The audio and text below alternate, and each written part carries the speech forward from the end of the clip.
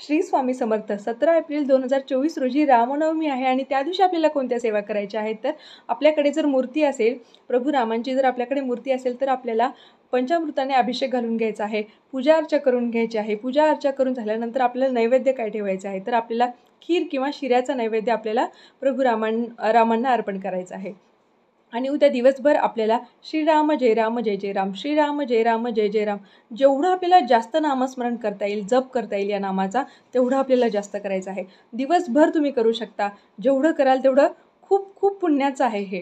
आणि आपल्याला रामरक्षा स्तोत्राचे पठण करायचं आहे. उद्या किमान एकदा तरी रामरक्षा स्तोत्राचे पठण करायचे आहे. जेवढं जास्त आपल्याला रामरक्षा स्तोत्राचे पठण करता येईल तेवढं करा.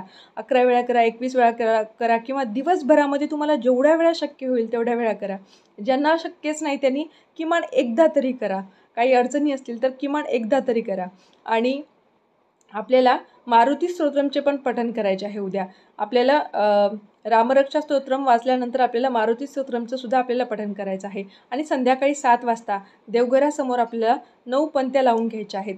देवघरासमोर शक्य नसेल तर आपण आपल्या घराच्या मुख्य दरवाजाच्या उंबरट्याच्या बाहेर सुद्धा आपण 9 पंत्या आपल्याला लावून घ्यायच्या आहेत. तर मित्रांनो, ह्या सर्व सेवा आपल्याला उद्या रामनवमी निमित्त करायच्या आहेत.